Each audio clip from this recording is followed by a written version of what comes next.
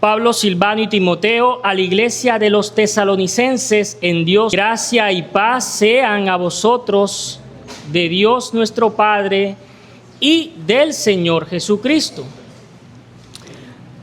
Damos siempre gracias a Dios por todos vosotros, haciendo memoria de vosotros en nuestras oraciones, acordándonos sin cesar delante del Dios y Padre nuestro, de la obra de vuestra fe, del trabajo de vuestro amor y de vuestra constancia en la esperanza en nuestro Señor Jesucristo. Porque conocemos, hermanos amados de Dios, vuestra elección. Pues nuestro evangelio no llegó a vosotros en palabras solamente, sino también en poder, en el Espíritu Santo y en plena certidumbre, como también sabéis cuáles fuimos entre vosotros por amor de vosotros.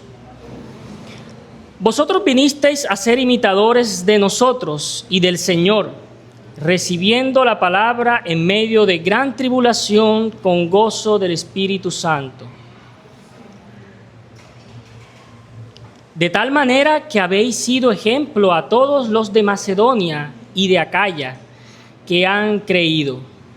Porque partiendo de vosotros ha sido divulgada la palabra del Señor, no solo en Macedonia y Acaya, sino también en todo lugar.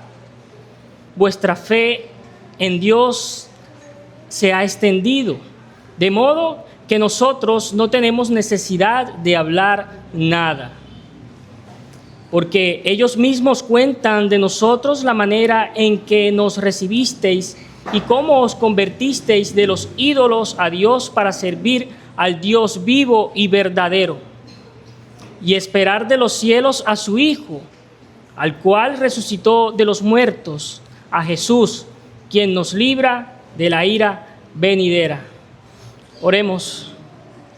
Señor Dios, Padre Todopoderoso, Creador del cielo y de la tierra, gracias, Señor, por este capítulo que ha sido expuesto, Señor. Ayúdanos, Señor, a entender lo que tú nos dices en tu palabra. Ayúdame a mí, Señor, a exponer tu palabra fielmente, Señor. Gracias, Padre, por esta congregación. Gracias por reunirnos aquí en este tu santo día de reposo, Padre, para glorificarte y exaltarte, Señor. Tú eres un Dios bueno y misericordioso. Gracias, Padre, por este día. Gracias, Señor, por la predicación. Y gracias, Señor, por los himnos. En el nombre de Jesús te damos las gracias. Amén. Pueden sentarse, hermanos. Bueno, hermanos, después de haber leído el texto, quiero tomar un breve momento para celebrar lo que Dios ha estado haciendo en esta congregación. Pues como bien ya saben, el domingo pasado el pastor Carlos culminó ya oficialmente con la carta de Filipenses. Y como bien ya saben, la carta de los Filipenses ha sido una carta de mucha edificación para cada uno de nosotros.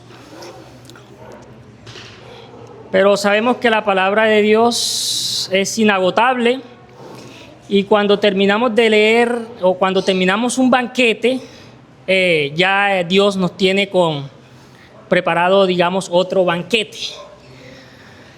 Por eso hoy es un día de mucha alegría para esta iglesia, ¿verdad?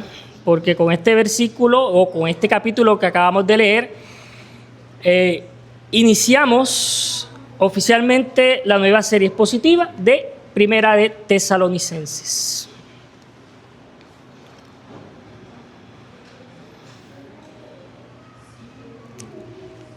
Bueno, en modo de introducción, vamos a viajar en el tiempo y retrocedamos al año 50 después de Cristo. Vamos a caminar con Pablo, Silvano, Timoteo por las antiguas calzadas romanas entre el polvo, el comercio y el peligro. Aquí estamos en el segundo viaje misionero. Pablo y su equipo no vienen de vacaciones, vienen con las heridas frescas en la espalda.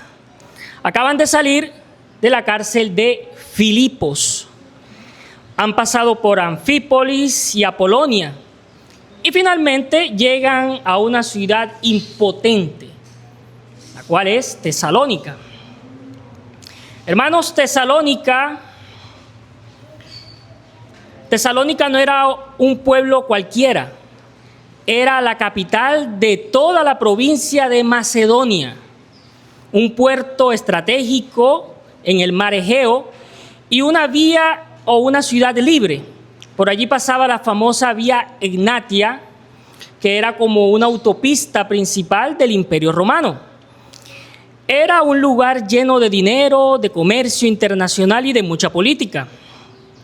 Pero allí, sobre todo, era una ciudad que era leal al César, leal al emperador romano. Allí decir que había otro señor era completamente peligroso para ellos. Según Hechos 17, Pablo entró a la sinagoga y predicó durante 3 días de reposo. Y les dijo, es decir, les mostró con las Escrituras que el Mesías tenía que sufrir y que también tenía que resucitar. Y el resultado, hermanos, fue explosivo. Algunos griegos y mujeres importantes creyeron al Evangelio, pero la ciudad se levantó en contra. La acusación que lanzaron contra ellos fue gravísima.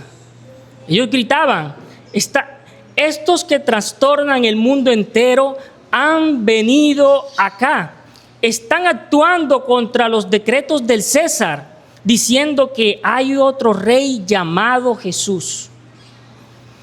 Imaginemos eso, hermanos, en una ciudad que adoraba al César, es decir, al emperador.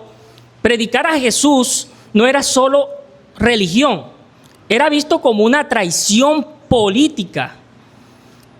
Entonces, el evangelio sonó como un tambor de guerra, anunciando un reino diferente. Por eso, Pablo tuvo que escapar de noche, dejando atrás a una iglesia recién nacida, a una iglesia pequeña y rodeada de lobos. Avancemos unos meses. Pablo está ahora en la ciudad de Corinto. Está completamente angustiado. Se siente como un padre que tuvo que abandonar a sus hijos en medio de una tormenta. No sabe si siguen creyendo o si la persecución los aplastó.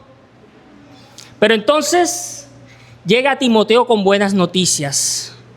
Y las noticias son completamente increíbles. La iglesia está viva, están firmes. Por eso, esta carta que abrimos hoy, hermanos, no nació en el escritorio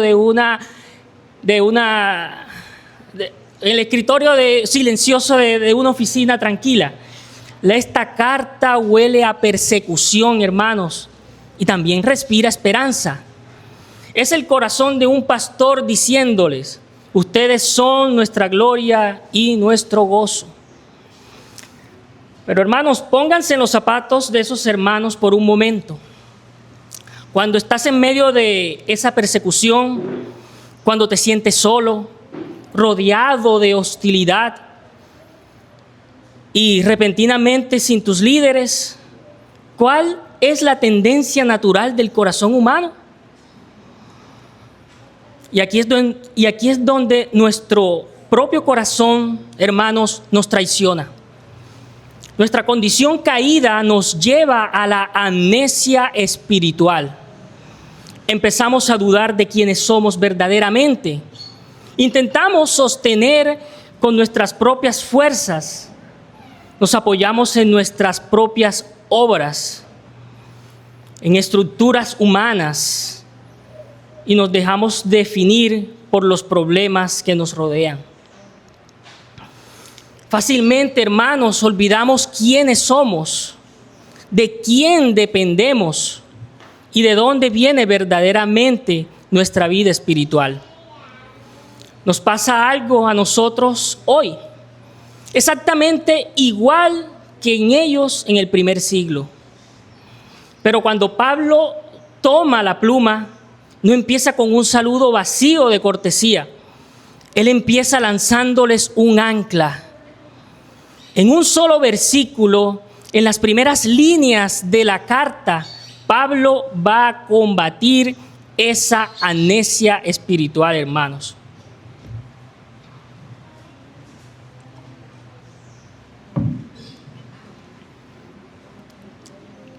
Y si tuviéramos que resumir la enseñanza central de este versículo en una sola frase, sería esta.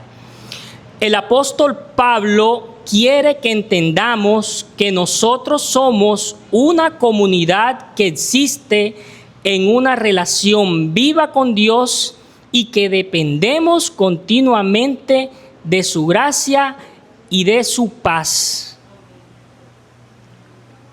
Lo repito, el apóstol Pablo quiere que entendamos que nosotros somos una comunidad que existe en una relación viva con Dios y que dependemos continuamente de su gracia y de su paz.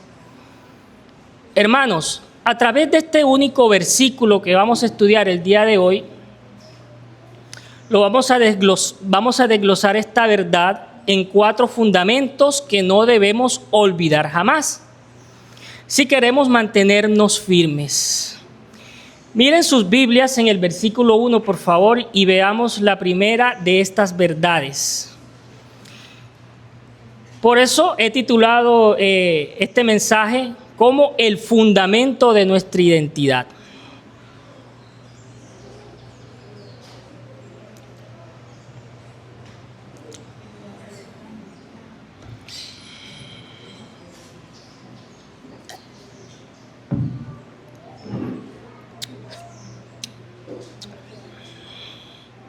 Bueno, hermanos, a través de este único versículo, el apóstol nos va a recordar 4 verdades. Y la primera es esta. La iglesia no debe olvidar que su vida se desarrolla en comunión real con otros siervos del Señor. Primera verdad. La iglesia no debe olvidar que su vida se desarrolla en comunión real con otros siervos del Señor. Hermanos, quiero que miren las primeras 3 palabras de este versículo. Dice, Pablo, Silvano y Timoteo. Hermanos, en la inspiración del Espíritu Santo, nada está de sobra, ¿verdad? Pablo es el autor principal de esta carta. Pero noten muy bien lo que él hace aquí. Él no saca a relucir su chapa de apóstol, a diferencia de las cartas como Gálatas y Romanos. Hermanos, aquí es donde defiende su autoridad con firmeza. Pablo simplemente se pone al mismo nivel de sus colaboradores, es decir, de sus hermanos, y se presenta como parte de su equipo. Ahora, hermanos, ¿saben qué nos enseña esto? Que en el reino de Dios y el fundamento de nuestra identidad cristiana no existen los llaneros solitarios. El apóstol más grande de la historia de la iglesia no operaba solo. Él necesitaba a Silvano y a un profeta maduro que había sido azotado, encarcelado en Filipos. Silvano o Silas. Y necesitaba a Timoteo, un joven pastor lleno de celo y vigor.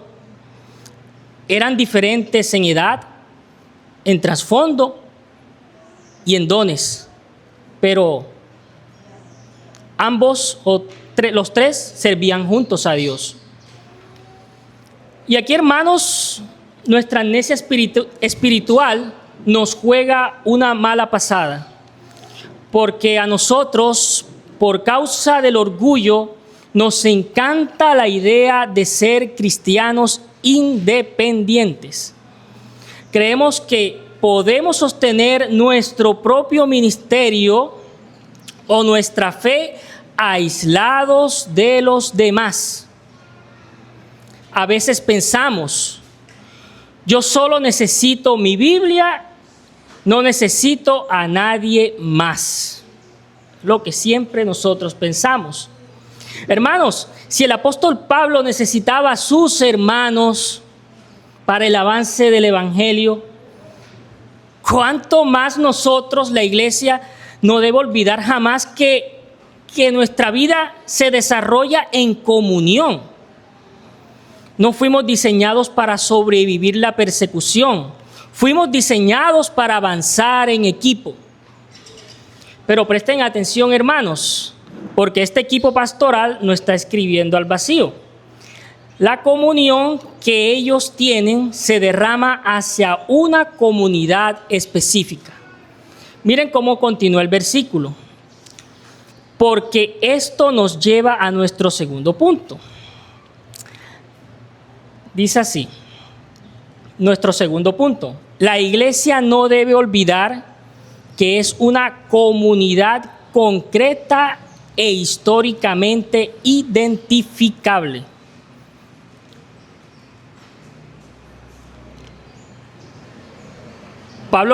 Pablo dirige la carta y dice a la iglesia de los tesalonicenses. Bueno, detengámonos aquí un momento. Aquí Pablo, hermanos, Pablo no está escribiendo un tratado religioso o un tratado teológico. Él no le escribe a una idea, él no escribe una idea mística, ni a creyentes aislados. La palabra que usa para iglesia, hermanos, es eclesia, que en el mundo grecorromano era una asamblea ciudadana real, visible, que se reunía en un lugar físico para tratar los asuntos importantes. Hermanos, la iglesia existe, es identificable y está formada por personas reales.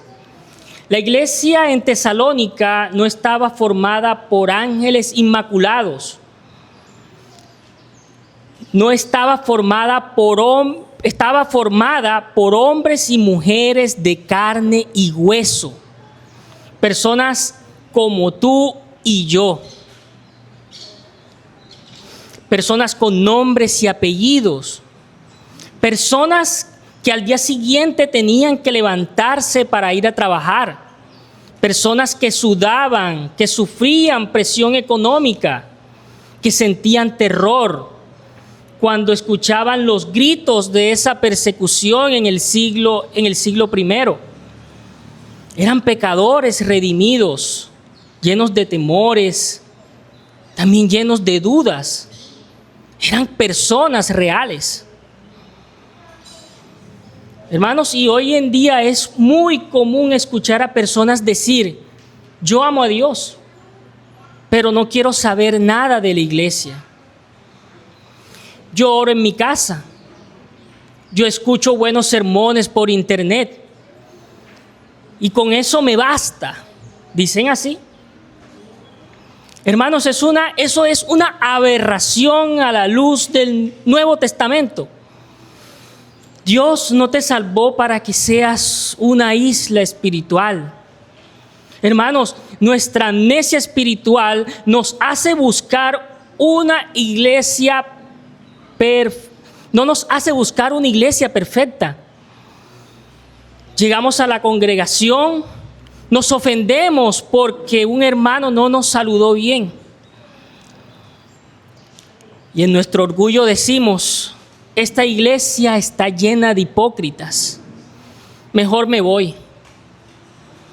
Olvidando que tú y yo somos parte de nuestra humanidad y naturaleza caída. Hermanos, la santificación no ocurre en el vacío de tu cuarto, ocurre aquí. Cuando te sientas al lado de tu hermano que piensa distinto a ti, tienes que amarlo. Cuando alguien te ofende y tienes que perdonarlo. Tú perteneces a una comunidad concreta. Eres una oveja en este rebaño local. Y aquí, en medio de personas reales y pecadoras como tú y yo, es donde Dios ha decidido obrar.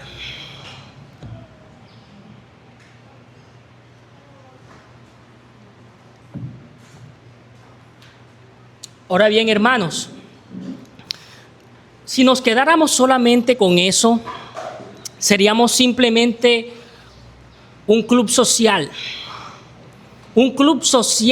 de pecadores reunidos en un local. Pero el apóstol Pablo no nos deja ahí. Él eleva nuestra mirada.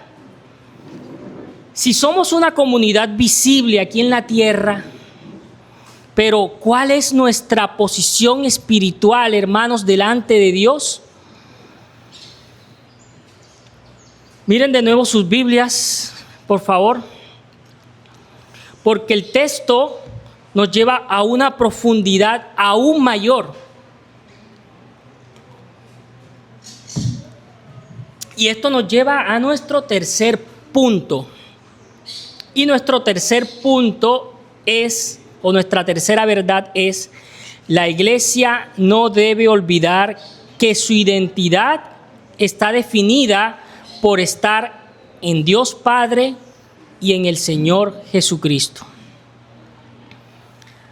Repito nuevamente esta tercera verdad. La iglesia no debe olvidar que su identidad está definida por estar en Dios Padre y en Él y en nuestro Señor Jesucristo.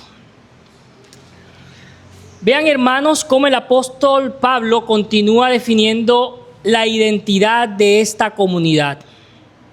Y dice, a la iglesia de los tesalonicenses en Dios Padre. Quiero que presten, hermanos, mucha atención a lo que él dice en el texto. Fíjense, Pablo no dice, si esta es una iglesia. Pablo no dice que esta es una iglesia creyendo en Dios Padre. No, él usa una preposición diminuta de apenas 2 letras. Pero está muy profunda en la palabra en. Y fíjense que hay una diferencia, hermanos, abismal entre creer en y estar en. El texto nos afirma una verdad gloriosa. La iglesia existe en una relación viva y real con Dios Padre. Hermanos, nuestra existencia misma está definida por el Dios eterno, por Dios Padre. Físicamente, el entorno de los tesalonicenses, hermanos, era de terror, pero espiritualmente Pablo les recuerda su verdadero refugio. Y dice, ustedes están escondidos, ustedes están sumergidos, habitando en Dios Padre. Su existencia no está definida por el Imperio Romano, ni por los problemas, sino por el Creador del universo que los ha adoptado.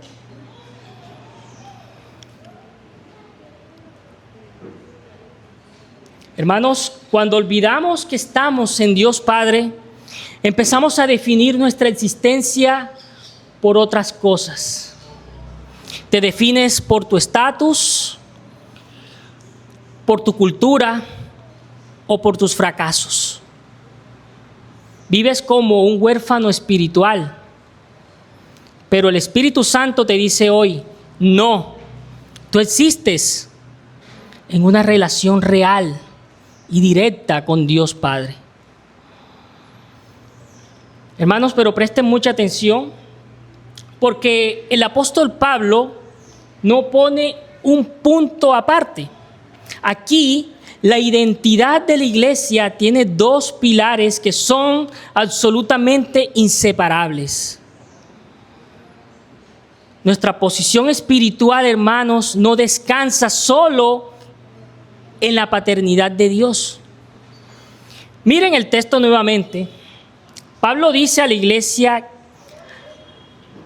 que la iglesia está en Dios Padre, y noten bien esa pequeña conjunción: en el Señor Jesucristo. Noten, hermanos, la maravilla que el Espíritu Santo nos está haciendo aquí.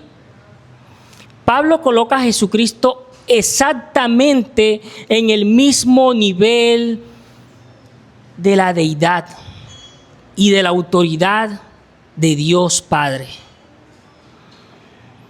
Y quiero que observen cuidadosamente, hermanos, los títulos que usa. Él no dice simplemente en Jesús. Él dice en el Señor Jesucristo. El Kyrios, Dios, la segunda persona de la divinidad. Hermanos, la iglesia vive bajo el señorío absoluto de Dios.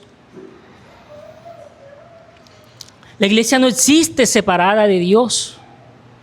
En el Imperio Romano, el grito de lealtad ciudadana era: César, el Señor. César es el Señor. Decir que había otro Señor, hermanos, decir que había otro Señor era una traición. Pero Pablo les está recordando: ustedes ya no le pertenecen al Imperio Romano. Han sido comprados por sangre. Viven ahora bajo el señorío de un rey superior, a un rey que gobierna, a un rey que está aquí gobernando físicamente.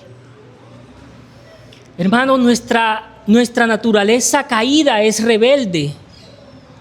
Queremos a Jesús como un Salvador que nos libre del infierno. Pero rechazamos someternos a Él. Y rechazamos someternos a Él como su Señor y nuestro Salvador. Venimos cada domingo, pero el lunes decimos: Señor, te entrego mi salvación, pero mis finanzas, mi familia y mi trabajo los gobierno yo. Venimos el domingo con amor, entregándole nuestra alma al Señor, pero ya el lunes hacemos lo contrario. Toda la semana hacemos lo contrario. No nos sometemos a Él. Hacemos lo que nos convenga y no nos sometemos a nuestro Rey. La verdadera iglesia existe en una relación real con el Señor. Somos una comunidad, hermanos, de redimidos que vive de rodillas bajo el señorío absoluto de Dios. Ahora bien, hermanos, después de haber mostrado nuestra posición espiritual, de habernos recordado que estamos anclados en el Padre y en el Hijo, surge una pregunta que debe hacer cada corazón. ¿Cómo puede una iglesia formada por personas débiles y pecadoras vivir a la altura de esa identidad? ¿Cómo podemos resistir la presión del mundo? Pablo no nos deja con la duda. Él pasa a mostrarnos nuestra posición, a mostrarnos nuestra provisión. Él deja de decirnos quiénes somos a decirnos qué es lo que desesperadamente necesitamos.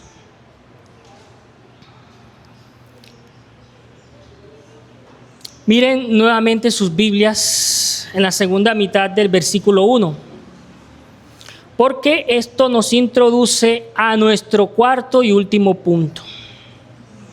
La iglesia no debe olvidar que necesita constantemente la gracia y la paz que provienen de Dios. La iglesia no debe olvidar que necesita constantemente la gracia y la paz que provienen de Dios. Pablo les dice: gracia y paz sean a vosotros. Y a simple vista, hermanos, esto parece una cortesía, pero nos equivocamos. Lo que dice Pablo, o lo que Pablo está haciendo aquí, es una declaración teológica monumental. Él está enseñando que la vida espiritual de la iglesia depende pura y exclusivamente de lo que Dios concede. Hermanos, deténganse a pensar en estas dos palabras: gracia y paz. Estas no se producen en el corazón humano por pura fuerza de voluntad. No se fabrican con estrategias eclesiásticas, ni se compran con buenas intenciones. Se reciben de Dios. La gracia es el favor inmerecido, es la mano de Dios sosteniéndote cuando tú no tienes fuerzas.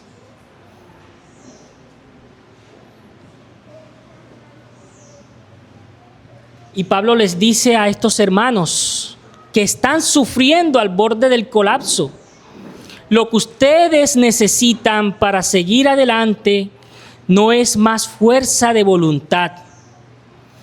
Hermanos, lo que necesitan es gracia y paz. Y eso solo desciende del cielo.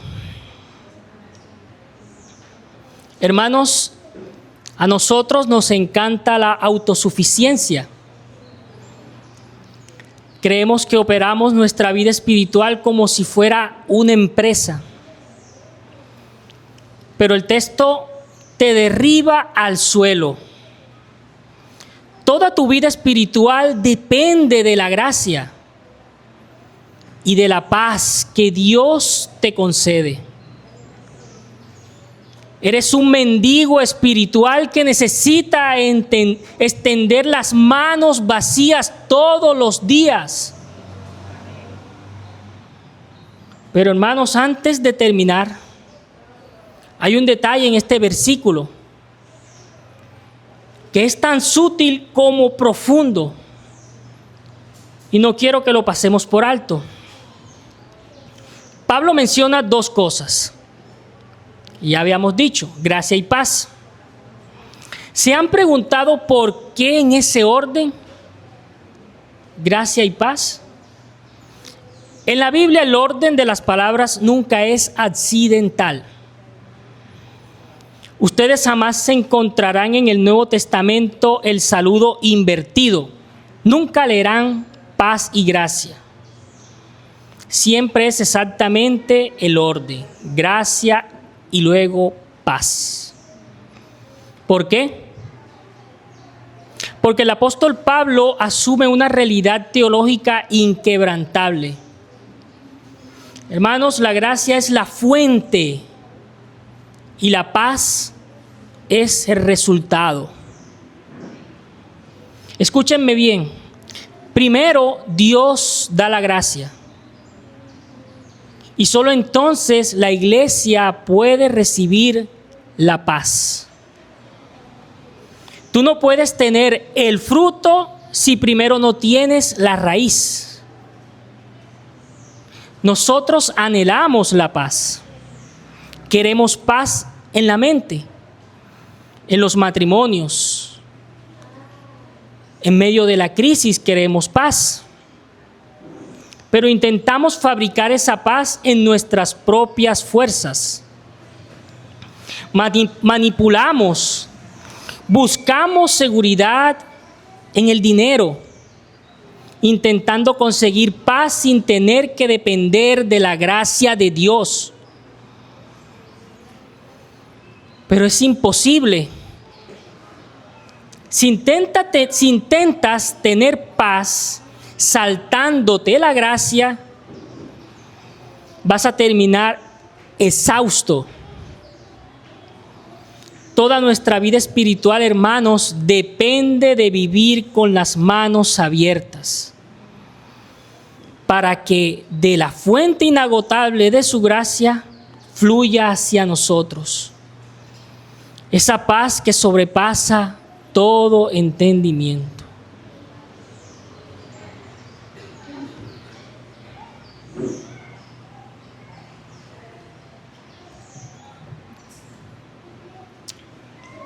Y para concluir, hermanos, hemos caminado palabra por palabra a través de este saludo apostólico. Quiero que den un paso y miren el cuadro completo.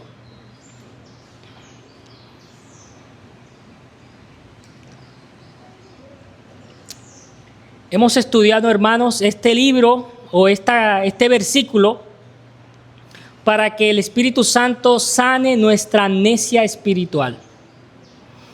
Si tuviéramos que resumir cuál es el fundamento de nuestra identidad que no debemos olvidar jamás, presten mucha atención. Primero, el texto afirma que existe una iglesia real. Nosotros no somos una idea romántica.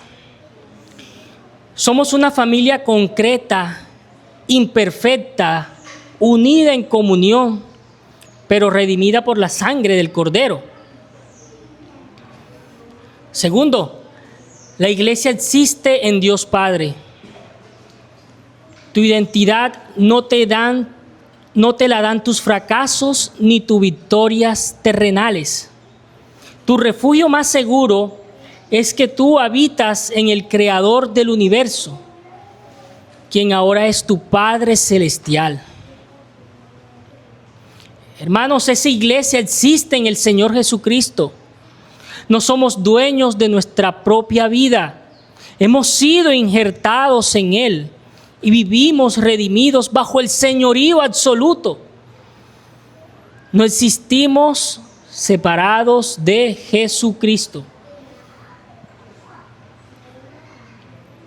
Hermanos, esa iglesia necesita recibir gracia. Desde el pastor hasta el miembro más reciente, todos somos mendigos espirituales que dependemos totalmente del favor inmerecido de Dios que concede Él cada mañana. De esa gracia, hermanos, fluye la paz. No busques el fruto fuera de la raíz. No intentes fabricar la paz en todos tus propios términos. Ríndete bajo la gracia del Señor. Hermanos amados, que el Señor nos libre hoy de nuestra amnesia espiritual. Que Dios tenga misericordia de cada condición caída nuestra y no nos permita olvidar jamás de quiénes somos, a quién le pertenecemos y de dónde viene nuestra vida espiritual. Hermanos, no salgan de aquí hoy intentando sostener sus vidas cristianas como en tus propias manos. Rindámonos ante Jesucristo y descansemos en Él. y recibe la gracia y la paz que tanto necesitas para tu vida. Oremos. Señor Dios, Padre eterno, gracias por enseñarnos estas verdades, Padre. Quítanos, Señor, de nosotros esa amnesia espiritual. Ayúdanos, Señor, a obedecer tu palabra. Ayúdanos, Señor, a ser humildes. Ayúdanos, Señor, a predicar el Evangelio.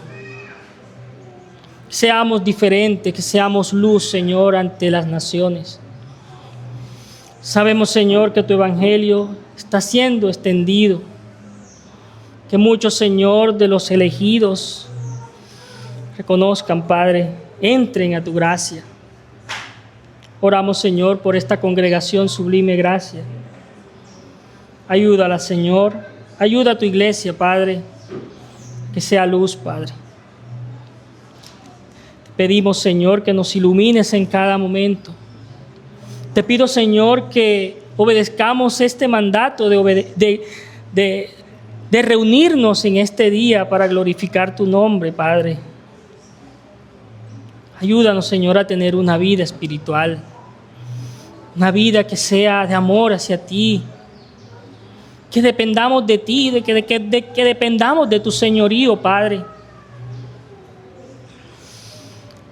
Que tú eres el fundamento de nuestra identidad, Señor. Gracias, Señor, por este día. Gracias, Señor, por la comunidad del pacto que está aquí presente, Señor. Te pedimos por los niños, Señor, que hayan captado el mensaje. A los adultos, Padre, a esta familia, que hayan captado el mensaje que tú nos has dado hoy, Señor. Ayúdanos, Señor. Ayúdame a mí, Señor, para poder entender las verdades de tu Evangelio. Ayuda al pastor Lácides, darle más entendimiento, Señor. Y a todos los hermanos que componen esta iglesia. A todas las esposas, a las mujeres, Señor. Gracias, Padre. En el nombre de Jesús te hemos orado. Amén.